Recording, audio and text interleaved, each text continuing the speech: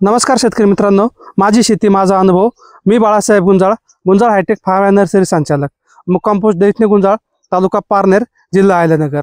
आज आपण अनेक शेतकऱ्यांच्या मागणीस्तव एक व्हिडिओ घेऊन आलेलो आहोत की बागेमध्ये मोकळे पाणी सोडायचे की नाही. कारण की गेल्या 15 ते 20 दिवसापासून जे काही उन्हाचं टेम्परेचर आहे खूप मोठ्या प्रमाणात वाढत आहे. आणि आजची तारीख पाहिली तर आपण 9 फेब्रुवारी 2025. आणि मी कालच बातमीमध्ये वाचलं की सोलापूरच्या काही भागामध्ये साधारणतः 35-36 अंश सेल्सिअस पर्यंत टेम्परेचर वाढलं होतं. आणि जर इतक्या मोठ्या प्रमाणात टेम्परेचर जर वाढत असेल तर निश्चित प्रमाणात फळपिके असतील, भाजीपाला पिके असतील, याच्यावरती त्याचा विपरीत परिणाम होत असतो. कारण की जे टेम्परेचर मार्च नंतर वाढायला पाहिजे ते टेम्परेचर आपल्याला 1 महिना अगोदरच वाढलेलं दिसून आलं. आणि त्याचा परिणाम आपला शेतीवरती होताना दिसून येत आहे. कारण की फळबाग शेती करत असताना आणि भाजीपाला शेती करत असताना आपल्याला ह्या उन्हाचा सामना करावा लागतो आणि त्या वेळेत ती पिके असतात.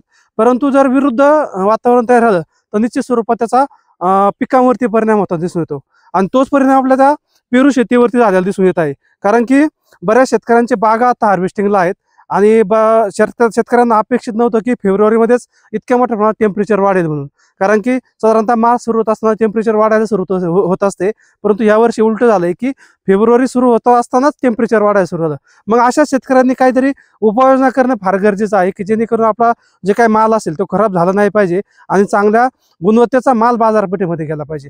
मग यासाठी आपल्याला काय करता येईल तर त्यासाठी आपल्याला काहीतरी वेगळ्या उपाययोजना करणं फार गरजेचं असतं. आणि अशातच अनेक वेगवेगळ्या शेतकऱ्यांनी प्रश्न विचारले की आपल्याला याच्यावरती उपाययोजना काय करायला पाहिजे. आता मी तर माझ्या पहिल्यापासून तयारीत होतो की जे काही माझी पेरू शेती आहे त्याच्यामध्ये साधारणतः मधल्या फटीतून पाणी द्यायचं काम आपण केलं. कारण की मधल्या फटीतून पाणी दिल्यामुळं आपल्याला जे काय बागेतलं जे काय टेम्परेचर आहे ते मेंटेन राहिलं. म्हणजे 20-25चं काय वातावरण एकसारखं टिकून राहिलं.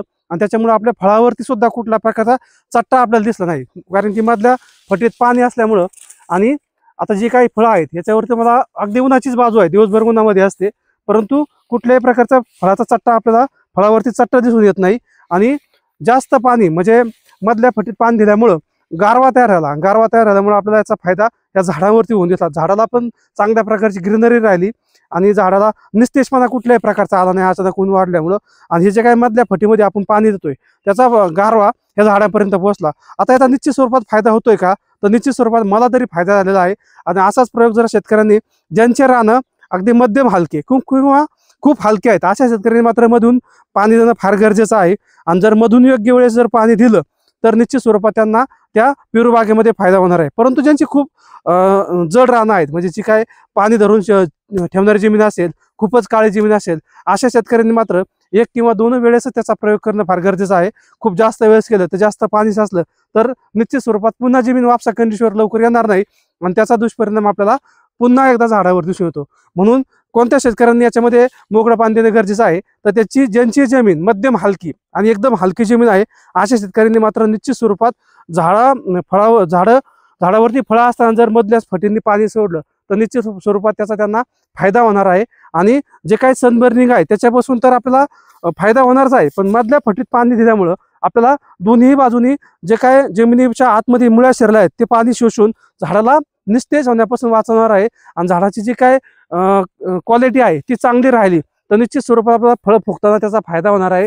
आणि येणाऱ्या काळामध्ये आपण ह्या संकटावरती अशा पद्धतीने मात करू शकतो. कारण की आता अचानक वातावरण बदल झाल्यामुळं जे काही शेतकऱ्यांना क्रॉप कव्हर टाकायचा असेल किंवा बटरफ्लाय बॅग लावायची असेल हा डबल खर्च परवडणार आहे. आता मी ऑलरेडी त्याला फोम आणि अँटी फोम बसवलेला आहे आणि याच्यावरती पुन्हा जर बटरफ्लाय पिशवी बसवली किंवा पेपर बॅग बसवायचा निर्णय घेतला किंवा क्रॉप कव्हर टाकण्याचा निर्णय घेतला तर माझा खर्च डबल होणार आहे. परंतु त्यातली त्यात जर ज्यांची बाग अगदी 15 दिवसामध्ये हार्वेस्टिंगला आहेत येणाऱ्या त्यांनी जर अशा पद्धतीचा प्रयोग केला आणि तो जर सक्सेस झाला तर निश्चित स्वरूपात त्यांचा तो खर्च वाचणार आहे आणि येणाऱ्या काळामध्ये त्यांना चांगलं उत्पन्न भेटणार आहे. म्हणून ज्यांच्या मध्यम हलक्या आणि हलक्या जमीन आहेत अशा शेतकऱ्यांनी हा प्रयोग करण्यास काही हरकत नाही. त्याचा फायदा शेतकऱ्यांना 100% होणार आहे आणि त्यांचं उत्पन्न चांगलं होण्यास मदत होणार आहे.